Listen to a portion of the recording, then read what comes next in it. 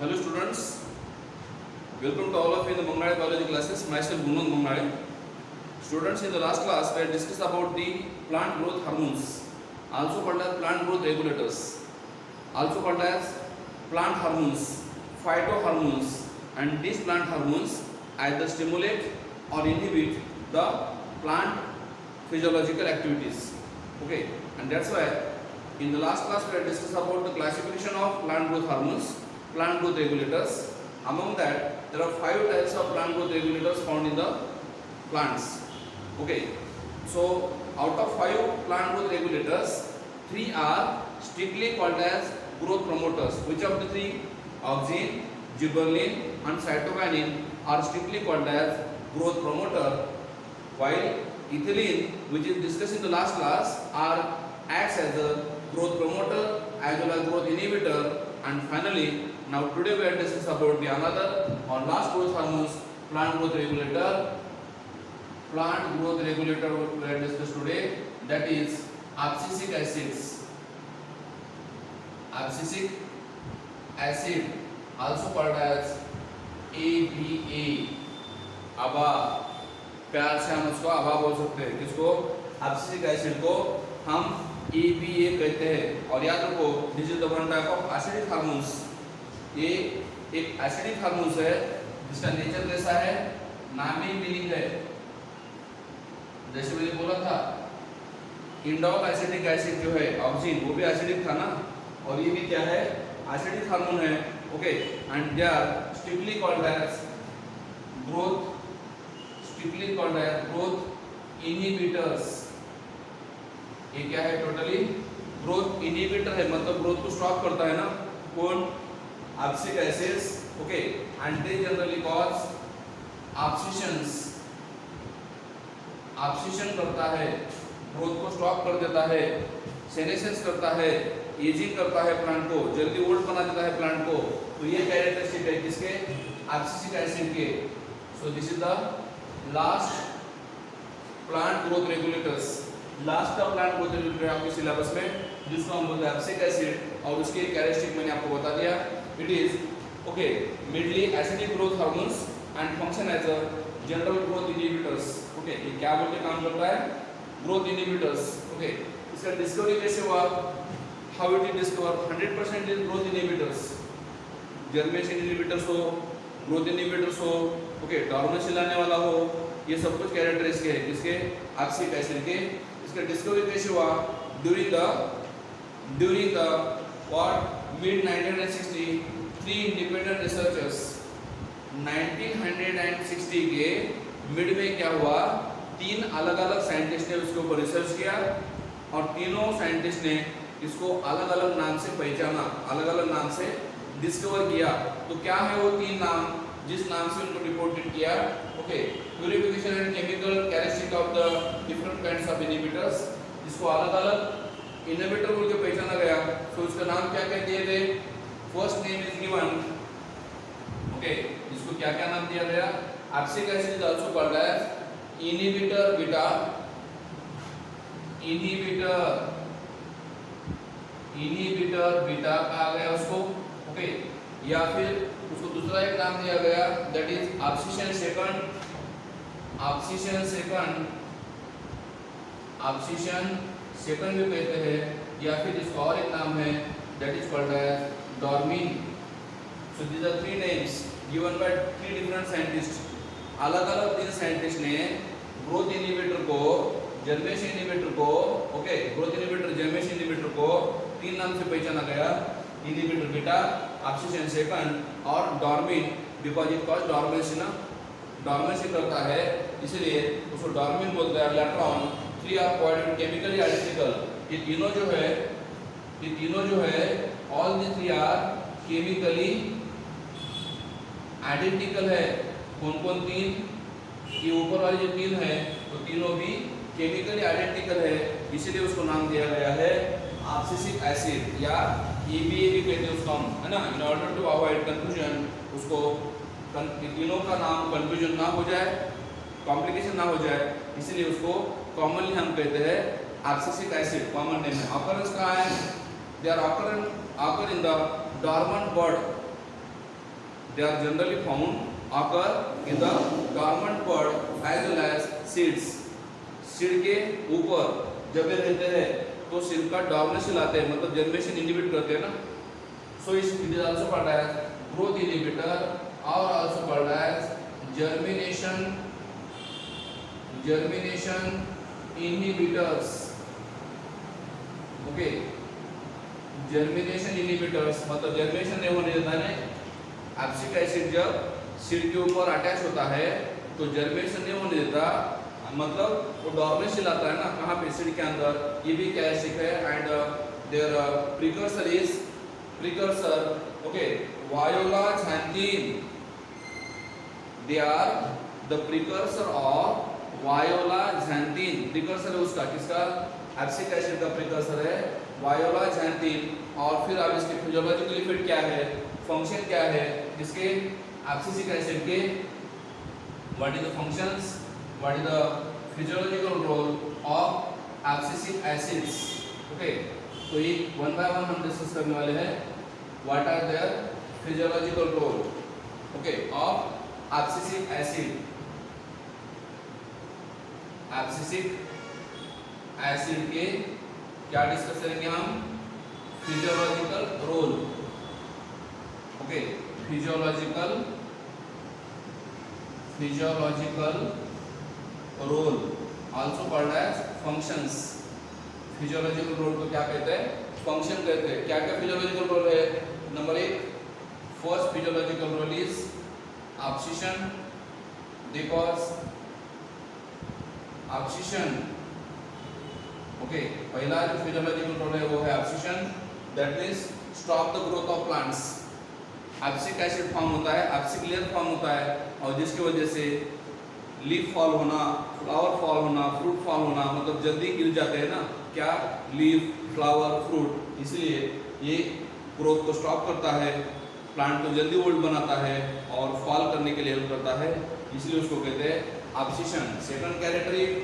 Second physiological role is they also cause dormancy.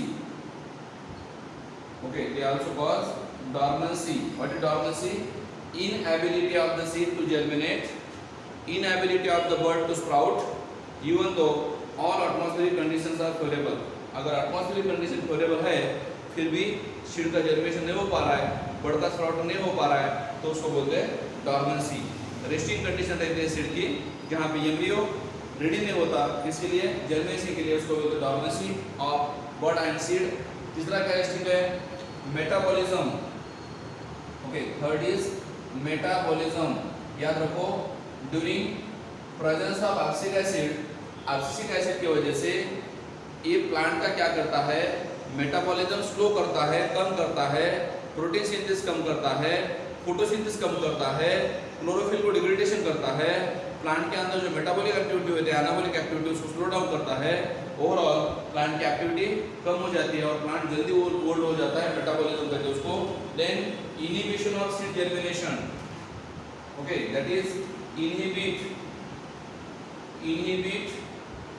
What? Seed germination.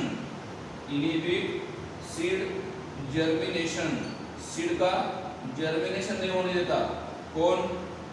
Abscisic acid अगर seed के ऊपर है, if the abscisic acid is present around the seed coat या seed, they inhibit the germination of seed. इसीलिए उसको कहा गया है डॉर्मिन. अभी मैंने आपको लिख के दिया था, इसको डॉर्मिन कहते हैं. क्यों डॉर्मिन कहते हैं? क्योंकि ये सीड को जर्मिनेट नहीं होने देता, उसको इनहिबिट करता है. ओके, उसको कहते हैं inhibitor of seed germination. Then fourth role is closure of stomata. Okay, abscisic acid की वजह से क्या होता है? इसको हम स्ट्रेस हार्मोन बोलते हैं.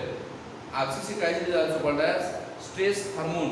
It is also called as anti transpirant hormones. It is also called as anti gibberellic hormones. Gibberellic acid के अपोजिट काम करता है, ट्रांसपरेशन कम करता है, वाटर लॉस नहीं होने देता है. ओके, स्टोमेटा को क्लोज करता है. और अगर स्टोमेटा क्लोज हो गया तो क्या होगा? एब्सिक एसिड की वजह से स्टोमेटा क्लोजर हो जाता है और स्टोमेटा क्लोज हो गया तो प्लांट का अंदर जो वाटर है वो लॉस नहीं हो पाता और प्लांट का इरिगेशन देने की जरूरत नहीं है प्लांट को ज़्यादा, वाटर का कॉन्जर्वेशन करता है प्लांट्स, ओके, प्रिजर्वेशन करता है, उसको लोग कहते हैं क्लोजर ऑफ स्टोमेटा, इसीलिए उसको कहते हैं एंटी जिबरलिक एसिड, एंटागोनिस्ट रहता है जिबरलिक एसिड को। सो ये है पूरे फिजियोलॉजिकल रोल किसके, एब्सिक एसिड के फिजियोलॉजिकल रोल ना। वन बाय वन हम देखते हैं एक एक फिजियोलॉजिकल रोल क्या है, कैसे काम करता है। पहला मैं आपको बता रहा हूँ, first physiological role of the plant growth hormone that is abscisic acid is oxygen. क्या है, मैंने आपको पहले ही बोला था, ऑक्सीजन का मतलब एब्सिक एसिड फॉर्म होता है वहाँ पे। एब्सिक एसिड फॉर्म होने की वजह से जल्दी गिर जाते हैं कौन, लीफ, फ्लावर या फ्रूट्स, उसको हम ऑक्सीजन बोलते हैं। Promote oxygen of flower and fruits, flower में और फ्रूट में ऑक्सीजन होता है। मतलब समझो ये स्टेम था और इसके ऊपर एक फ्लावर आया था ना, स्टेम के ऊपर क्या आया था, फ्लावर आया था।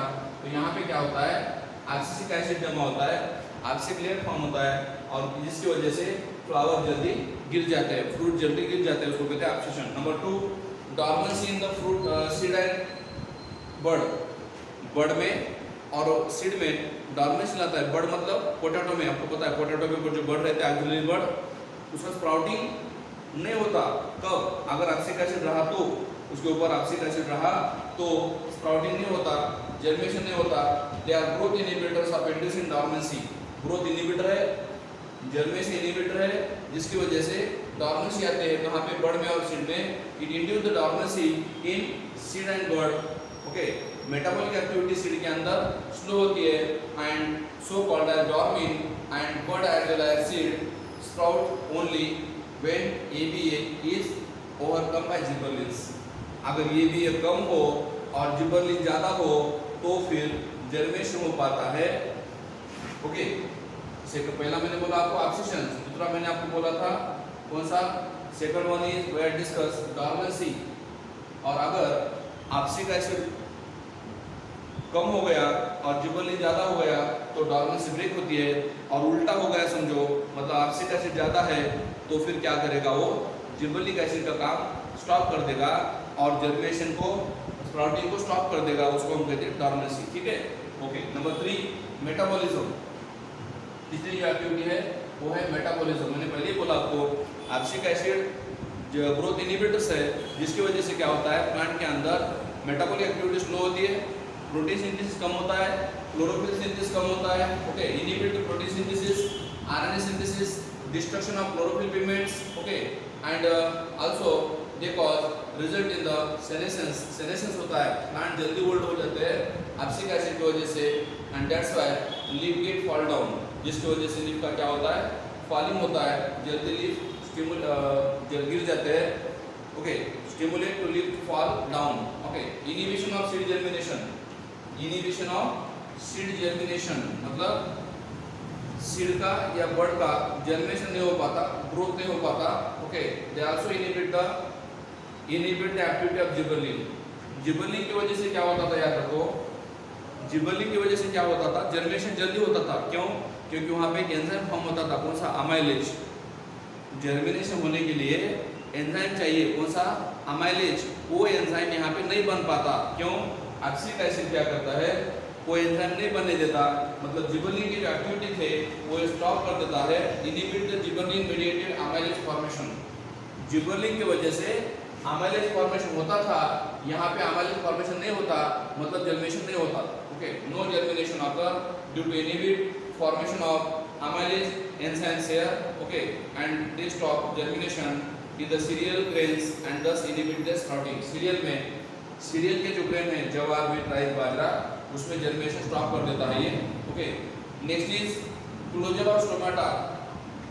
Fifth one is closure of stomata. मैंने आपको पहले ही बोला है, इसको स्ट्रेस हार्मोन बोलते हैं। और यहाँ पे क्या होता है, जब ये एब्सिक एसिड स्टोमेटा के गार्ड सेल में स्टोर होता है तो ये क्या करते हैं, ये जो स्टोमेटा है जिसमें गार्ड सेल रहते हैं और जो गार्ड सेल है एक दूसरे के पास पास आते हैं और स्टोमेटा क्लोज हो जाता है ना, इसकी वजह से abscisic acid cause closing of stomata. Abscisic acid की वजह से क्या होता है, स्टोमेटा क्लोज हो जाता है, ओके। और इसीलिए उसको कहते हैं स्ट्रेस हार्मोन्स। क्या कहते हैं, okay. Increase in the leaves of the plants during desiccation and other stressful condition. Abscisic acid तभी फॉर्म होता है जब प्लांट का डिसिकेशन होता है, ड्राई होता है प्लांट्स, प्लांट को वाटर कम मिलता है, प्लांट को जब वाटर कम मिलता है तब ये कंडीशन आती है, स्ट्रेसफुल कंडीशन को फेस करते हैं plants. Okay, and desiccation and stressful condition and stomata present on the epidermis of leaves, okay, close to prevent the water loss. तो स्टोमेटा क्लोज होने की वजह से क्या होता है, वाटर लॉस कम हो जाता है, इसलिए उसको कहते हैं एंटी ट्रांसपेरेंट। क्या बोलते हैं, एंटी ट्रांसपेरेंट भी बोलते हैं ना। Okay, and stimulate by drought, तो ट्रांसपिरेशन कम कर देता है ये। And EBA stimulated by drought, तो EBA का स्टिमुलेशन कब होता है, जो वाटर स्ट्रेस कंडीशन है, जो वाटर स्ट्रेस कंडीशन है, जब ड्राउट है, जब वाटर लॉस कंडीशन है सॉइल के अंदर, क्या क्या बोल रहा हूँ मैं, सॉइल के अंदर वाटर लॉस कंडीशन है, कंडीशन ड्राउट है, वाटर स्ट्रेस कंडीशन है, उस टाइम में ये EBA फॉर्म होता है। Okay, and adverse environmental condition में फॉर्म होता है। एडवर्स एनवायरमेंटल कंडीशन में प्लांट को टिकने के लिए मतलब स्ट्रगल करने के लिए, ओके, ये फॉर्म होता है, इसलिए उसको कहते हैं stress hormones. And in most of the situation EBA acts as a antagonistic to GA, it is antagonistic to GA, antagonistic। Okay, antagonistic का मतलब अपोजिट काम करता है, किसके, GA, जिबरेलिक एसिड के, जिबरेलिक एसिड के एंटागोनिस्टिक रहता है, मतलब अपोजिट काम करता है। जो एक्टिविटी जिबरेलिक एसिड करता है उसके अपोजिट काम करता है ये कौन, एब्सिक एसिड। तो ये हो गया इसका एंटागोनिस्टिक इफेक्ट। और उसके अभी उसके यूजेस क्या है, मतलब इसके फंक्शन मैंने आपको बता दिया, फिजियोलॉजिकल रोल आपको बता दिया। अब इसके यूजेस क्या हो सकते हैं, they are, first one is anti transparent and cause dormancy. दो है उसके यूजेस, क्या है यूजेस, यूजेस टू है। कौन कौन से यूजेस है, one is anti transparent, okay, one is anti transparent. Anti transparent का मतलब ट्रांसपेरेशन कम कर देता है। और second one is they also cause dormancy. Okay, ये है दो यूजेस उसके, सीड का या बर्ड का डॉर्मेंसी करता है और ट्रांसपेरेशन कम कर देता है, इसीलिए उसको एंटी ट्रांसपेरेंट बोलते हैं। एंटी जिबरेलिक भी बोलते हैं। Minor quantity of EBA introduce transpiration. ये भी अगर लीव्स के अंदर कम रहा, माइनर रहा, फिर भी वो ट्रांसपेरेशन कम कर देता है, कहाँ पे, लीफ के अंदर। एंड एक्सेस थ्रू, मतलब ये क्या, extend through the partial closure of stomata and conserve water. Abscisic acid की वजह से क्या होता है, पार्शियल क्लोज होता है कौन, स्टोमेटा, और वाटर का लॉस कम हो जाता है, मतलब उस प्लांट को इरिगेशन कम देना पड़ता है ना। When abscisic acid is present, that plant loss less water, come water loss करता है, ट्रांसपिरेशन कम करता है, और उसको इरिगेशन की एक्टिविटी जो है कम देना पड़ता है ना। कम इरिगेशन में वो प्लांट्स ग्रो होता है, requirement of less irrigation, reduce irrigation activity. Last use is dormancy. Abscisic acid cause dormancy, इसलिए उसको डॉर्मिन भी कहते हैं। क्या कहते हैं, डॉर्मिन कहते हैं। Okay, they induce the dormancy of seed and bird. Seed में, बर्ड में या स्टोरेज ऑर्गन में क्या करता है, डॉर्मेंसी लाता है। And it include dormancy of the plant parts, seed या bud, and withstand the desiccation. Plant को डिसिकेशन कंडीशन में, ड्राई कंडीशन में, एडवर्स कंडीशन में, अनफेवरेबल कंडीशन में सपोर्ट करता है। प्लांट जब डिसिकेशन होता है, ड्राउट कंडीशन में होता है, एडवर्स कंडीशन में होता है, अनफेवरेबल कंडीशन में होता है, तो ये प्लांट को सपोर्ट करता है। And other unfavourable factors and EBA play important role in the development of, okay, seed development and maturation. EBA की वजह से क्या होता है, सीड का डेवलपमेंट पूरा हो जाता है, मैच्योरेशन पूरा हो जाता है, क्योंकि अगर डॉर्मेंसी आती है तो सीड जनरेट नहीं हो पाता। डॉर्मेंसी आने की वजह से सीड का जनरेशन नहीं हो पाता, और जिसकी वजह से उसका डेवलपमेंट और उसका मैच्योरिटी फुल हो जाते हैं ना, इसकी वजह से एब्सिक एसिड की वजह से। So this is about abscisic acids. Okay, most of the plant growth hormones are help in the development of plants. Plant growth hormone की वजह से प्लांट का डेवलपमेंट होता है, प्लांट का ग्रोथ होता है, प्लांट का डिफरेंशिएशन होता है। किसकी वजह से, प्लांट ग्रोथ रेगुलेटर की वजह से, प्लांट ग्रोथ हार्मोन की वजह से। और some of the plant growth regulators are called as phytohormones. ये जो प्लांट ग्रोथ रेगुलेटर्स है वो फाइटोहार्मोन्स है, प्लांट हार्मोन्स है। और फिर वो कैसे वर्क करते हैं, how they work. Plant growth regulator जो है, प्लांट ग्रोथ हार्मोन जो है, हाउ दे वर्क। ओके, तो उसका वर्किंग जो है तीन तरीके से होता है। Working of the hormones is of three types. तीन तरीके से वर्क होता है उसका। कौन से तीन तरीके से होता है? Individualistic, synergistic and antagonistic. और एक बार बोल रहा हूँ, hormones work in three form. Hormone का वर्क तीन फॉर्म में होता है। Okay, working of hormones, working of hormones, working of hormones तीन तरीके से होता है। कौन कौन से तीन तरीके से? Number one is individualistic. Individualistic का मतलब इंडिविजुअल काम करते हैं कुछ हार्मोन्स। ओके, उसको कहते हैं इंडिविजुअलिस्टिक।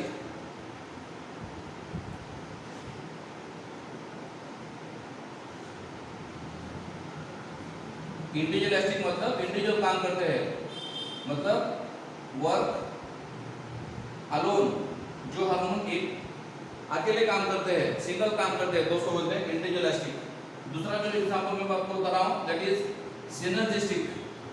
सेकंड एग्जांपल कौन सा है? सिनर्जिस्टिक। मतलब क्या है? सिनर्जिस्टिक एक्शन, सिनर्जिस्टिक एक्शन होता है, मतलब सिनर्जिस्टिक एक्शन मींस यहाँ पे क्या होता है? Two hormones are work together. Okay, two hormones are work together. जो दो हार्मोन्स एक दूसरे के साथ काम करते हैं, एक दूसरे के साथ काम करते हैं, तो उसको बोलते हैं work together, that is synergistics. And third one is antagonistic. Antagonistic मतलब क्या है? Work opposite, work opposite to each other. एक दूसरे के अपोजिट काम करते हैं ना, तो उसको बोलते हैं एंटेगोनिस्टिक। तो ये क्लासिफिकेशन, ये वर्किंग ऑफ हार्मोन्स। इंडिविजुअलिस्टिक मतलब अकेले अकेले काम करते हैं, सिंगल काम करते हैं। सिनर्जिस्टिक मतलब साथ साथ काम करते हैं। और एंटीगोनिस्टिक का मतलब एक दूसरे के अपोजिट काम करते हैं। तो इंडिविजुअलिस्टिक मतलब ये तो सिंपल है, हर एक हार्मोन अपना अपना काम करता है, इंडिविजुअली काम करता है। ऑक्सिन हो, जिबरेलिन हो, सिंगल वर्क करता है, उसको बोलते हैं इंडिविजुअलिस्टिक। जैसे कि इथिलीन हार्मोन है, फ्रूट राइपनिंग करता है, इंडिविजुअल अकेला करता है ना, तो इंडिविजुअलिस्टिक है। ओके, जिबरेलिन हार्मोन्स है या ऑक्सिन हार्मोन है जिसकी वजह से अपाइकल डोमिनेंस होता है, ओके, वो इंडिविजुअलिस्टिक है। मगर अभी सिनर्जिस्टिक एक्शन क्या है? मतलब यहाँ पे क्या होता है? सिनर्जिस्टिक एक्शन में क्या होता है? Okay, number one is synergistic action में क्या होता है? Number one, cell division. तो आपको पता होगा सेल डिवीजन कौन कौन करता है रे? सेल डिवीजन कौन कौन करता है? ऑक्सिन भी करता है और साइटोकाइनेसिस भी करता है। सिनर्जिस्टिक में कौन कौन काम कर रहा है सेल डिवीजन का? ऑक्सिन भी करता है एंड साइटोकाइनेसिस भी करता है। क्या करता है सेल डिवीजन, इसलिए वो सिनर्जिस्टिक है। और दूसरा एग्जांपल आपको मैं बता रहा हूँ, सेल डिवीजन कौन कौन कर रहा है? ऑक्सिन और साइटोकाइनेसिस कर रहा है, इसलिए सिनर्जिस्टिक है। और दूसरा जो मैं आपको बोल रहा हूँ दैट इज ऑक्सीशंस। ऑक्सीशन कौन कौन करता है? मैंने आपको बोला था ऑक्सीजन करने वाले दो है growth inhibitors. One is ethylene भी करता है ऑक्सीजन, और दूसरा कौन करता है? इथाइलिन और करता है ऑक्सिक एसिड भी करता है ना। इथाइलिन की वजह से भी और ऑक्सिक एसिड की वजह से भी, दोनों की वजह से क्या होता है? प्लांट में ऑक्सीजन होता है, प्लांट ओल्ड हो जाते हैं, तो इसीलिए कहते हैं वो seeding of leaves and fruits. Flower का, लीव्स का, फ्रूट का सीडिंग होता है, फल होते हैं। कौन? प्लांट के पार्ट्स। कौन? ऑक्सीजन की वजह से। और ऑक्सीजन कौन कौन कर रहा है? इथिलीन ऑक्सिक एसिड कर रहा है, बस फिनिश। तो ये दोनों जो रोल है सिनर्जिस्टिक है। अब एंटीगोनिस्टिक में क्या आता है? यहाँ पे दो हार्मोन एक दूसरे के अपोजिट काम करते हैं, ओके, उसको एंटीगोनिस्टिक बोलते हैं। Number one dormancy. डॉर्मेंसी आपको बताया था मैंने, okay. Gibberellic acid dormancy break करता है और ऑक्सिक एसिड डॉर्मेंसी लाता है ना। तो यहाँ पे डॉर्मेंसी में क्या करते हैं? देखो, एक है जिबरेलिक एसिड और दूसरा है ऑक्सिक एसिड। समझ आ रहा है ना? जिबरेलिक एसिड जो डॉर्मेंसी ब्रेक करता है, ऑक्सिक एसिड जो डॉर्मेंसी लाता है, इसलिए ये दोनों एक दूसरे क्या है? अपोजिट काम करते हैं, इसलिए उसको कहते हैं एंटेगोनिस्टिक। एक समझ में आया? दूसरा एग्जांपल बता रहा हूं मैं आपको। Second, apical dominance. Second one is apical dominance. ये भी पॉइंट आपको बताया था मैंने। अपाइकल डोमिनेंस मतलब प्लांट की हाइट बढ़ती है, अपाइकल मेरिस्टेम ज्यादा एक्टिवेट होता है, प्लांट वर्टिकली ग्रो होता है, इलांगेट होता है, इसकी वजह से अपाइकल डोमिनेंस की वजह से। तो आपको बोला था मैंने ऑक्सिन की वजह से ऑक्सीजन की वजह से अपाइकल डोमिनेंस होता है, मतलब अपाइकल पर ज्यादा एक्टिवेट होती है, और साइटोकाइनिन की वजह से अपाइकल डोमिनेंस स्टॉप होता है और लैटरल बढ़ आते हैं, प्लांट बुशी बन जाता है, प्लांट का हेज फॉर्मेशन होता है, मतलब किसकी वजह से, साइटोकाइनिन की वजह से। और साइटोकाइनिन प्रमोट लैटरल बड फॉर्मेशन, ऑक्सीजन प्रमोट अपाइकल बड फॉर्मेशन। अपाइकल डोमिनेंस में क्या होता है, अपाइकल बड ज्यादा ग्रो होते हैं, तो ऑक्सीजन की वजह से प्लांट की हाइट बढ़ती है, और साइटोकाइनिन की वजह से प्लांट बुशी हो जाता है, लैटरल बड ज्यादा ग्रो होते हैं। तो यहाँ पे ऑक्सीजन और साइटोकाइनिन एक दूसरे के अपोजिट काम करते हैं, इसीलिए वो कहता है एंड अपाइकल डोमिनेंस दोनों के अपोजिट है। और तीसरा जो रोल मैं आपको बता रहा हूँ, third role, that is senescence. Okay, third role is senescence. Okay, senescence करना। ओके, आपको बताया था मैंने आपको बताया था सेनेसेंस जो करता है वो senescence is prevented by oxygen while stimulated by ABA. Senescence कौन करता है, senescence prevented by oxygen. Senescence prevent कौन करता है, ऑक्सीजन, और उसको प्रमोट कौन करता है, एबीए ना, समझ आ रहा है कि नहीं। ऑक्सीजन सेनेसेंस स्टॉप करता है और ये प्रमोट करता है। ओके, ये प्रमोट करता है अपाइकल डोमिनेंस, ये इनहिबिट करता है अपाइकल डोमिनेंस, ये डोर्मेंसी इनहिबिट करता है, ये डोर्मेंसी कॉज करता है।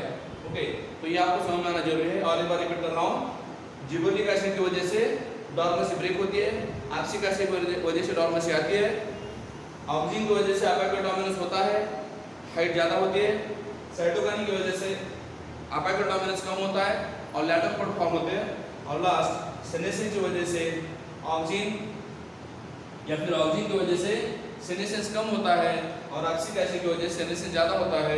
मतलब ये तीनों हार्मोन एक दूसरे के अपोजिट काम करते हैं, इसीलिए उसको कहते हैं antagonistic. Okay, so plant growth regulators are only one kind of intrinsic control.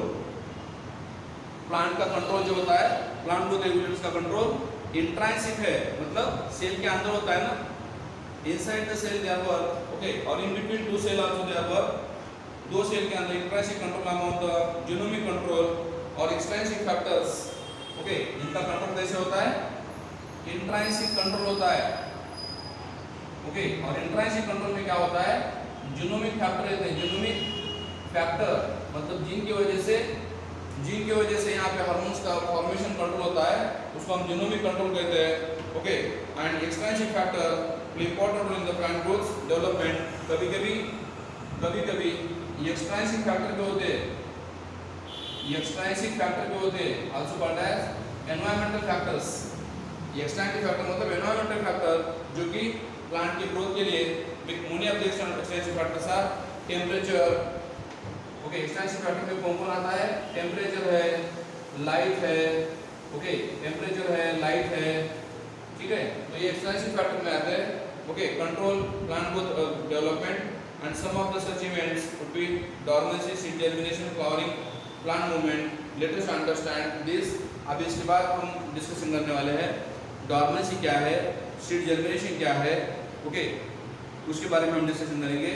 और फाइनली हम प्लांट फोटोपेरिडिज्म के बारे में डिस्कशन करेंगे, फोटोपेरिडिज्म एज वेल एज लास्ट में हम डिस्कशन करेंगे वर्नलाइजेशन प्रोसेस। तो ये पूरे point, seed dormancy and seed germination, there are two concepts are very important in the plant life. One is seed dormancy and second is seed germination. Basically, if you see, seed dormancy and seed germination are both opposite concept, opposite process.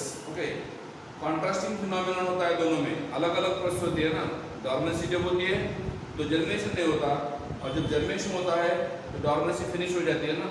So these are two contrasting phenomenon, opposite phenomenon found in the plants. Okay, so before discuss about the seed dormancy, we are now discuss about first what are the tricks of abscisic acid, how to remember the characteristic of abscisic acid.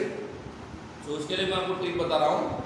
Saurabh Ganguly catch drop sad आग। Okay, Saurabh Ganguly catch drop, मतलब Saurabh Ganguly cricket खेल रहा था और उसने क्या क्या किया, कैच छोड़ दिया, कैच ड्रॉप हो गई, मतलब कैच छूट गया हाथ से, कैच ड्रॉप, और उसकी वजह से वो क्या हो गया, सैड हो गया, और फिर उसके दिल में एक आग लग गई ना, मतलब पोटेंशियल में आ गया, उसको लगा क्यों कैच छूट गई, तो ऐसा लगा, इसलिए सेंटेंस है Saurabh Ganguly catch drop sad आग। मतलब क्या है इसका मीनिंग देखो, Saurabh, Saurabh stand for stomata to close, stomata close, आपको पता होगा एब्सिसिक एसिड की वजह से, एब्सिसिक एसिड की वजह से, abscisic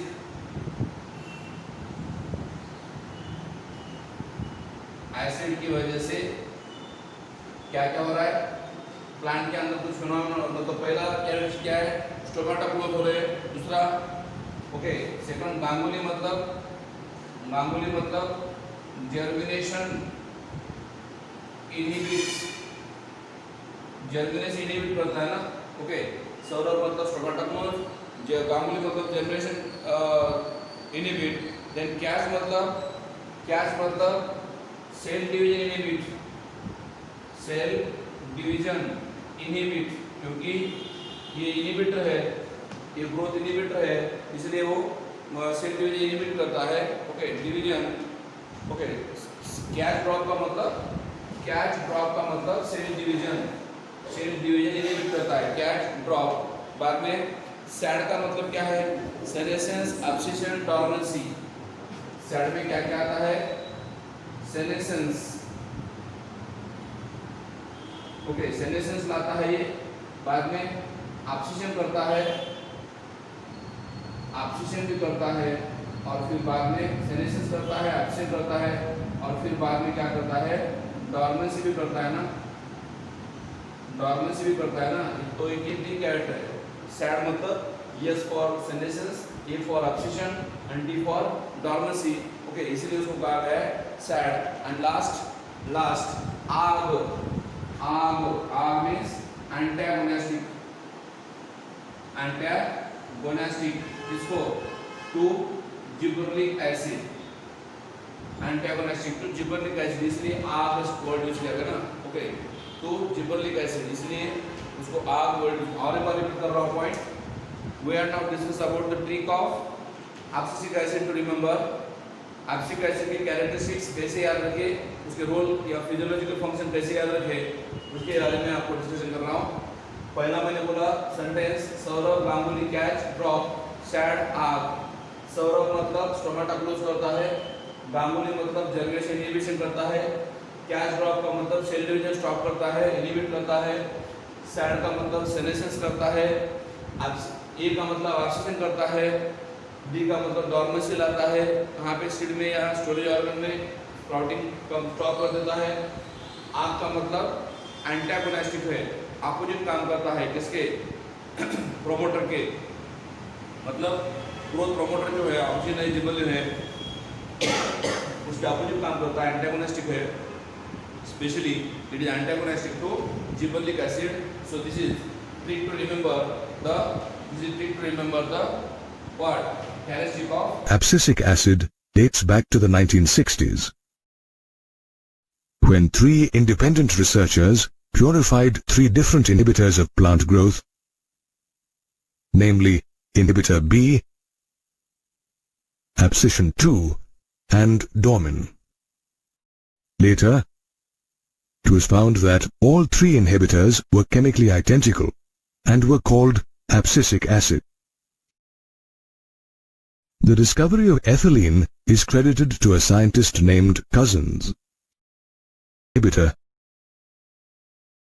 that regulates abscission and dormancy in plants.